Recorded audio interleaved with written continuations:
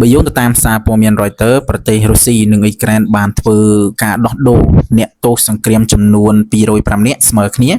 កាលពីថ្ងៃសុក្រនេះដែលត្រូវបានគេចាត់ទុកថាជាជំហានវិជ្ជមានមួយក្នុងចំណោមភាពតានតឹងនៃសង្គ្រាមដែលអូសបន្លាយរយៈពេលជាង3ឆ្នាំកន្លងមកហើយការដោះដូរនេះបានកើតឡើងក្រោយកិច្ចព្រមព្រៀងមួយដែលភ្ជាប់ទៅនឹងបទឈប់បាញ់រយៈពេល3ថ្ងៃកាលពីដើមខែនេះដែលត្រូវបានគេជំរុញដោយប្រធានាធិបតីលោក Donald Trump យោងទៅតាមប្រភពពីរដ្ឋាភិបាលទាំងសងខាងអ្នកទោសដែលបានដោះលែងរួមមានទាហានដែលត្រូវបានចាប់ខ្លួននៅតំបន់ប្រយុទ្ធធ្ងន់ធ្ងរក៏ដូចជា Donbass និងការគៀវគ្រួសារជាច្រើនអ្នកបានស្រក់ទឹកភ្នែកនិងអបអរសាទរខណៈដែលបានជួបជុំសាច់ញាតិរបស់ពួកគេវិញបន្ទាប់ពីការបែកគ្នាជាយូរខែរាប់ឆ្នាំមន្ត្រីអ៊ុយក្រែនបាននិយាយថា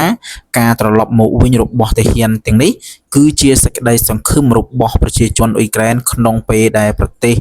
នៅតំបន់ប្រឈមនឹងការវាយប្រហារពីរុស្ស៊ីខណៈភាគីរុស្ស៊ីក៏បានសរសើរនឹងកិច្ចព្រមព្រៀងនេះថាជាជំហានមនុស្សធម៌ដ៏សំខាន់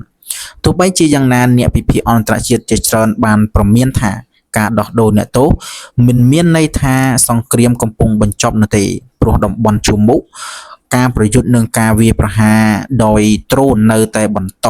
កើតមានជារៀងរាល់ថ្ងៃចំណែកឯលោក Donald Trump បានអះអាងថាខ្លួនអាចជួយបញ្ចប់សង្គ្រាមរវាងរុស្ស៊ីនិងអ៊ុយក្រែនបានពញាប្រើប្រាស់បទឈប់បាញ់រយៈពេលខ្លីជាជំហានដំបូងសម្រាប់ចរចាសន្តិភាពប៉ុន្តែរហូតមកដល់ពេលនេះមិនទាន់មានសញ្ញាច្បាស់លាស់ឬក៏ភាគីទាំងសងខាងត្រៀមខ្លួនសម្រាប់ការបញ្ចប់សង្គ្រាមនៅឡើយនោះទេ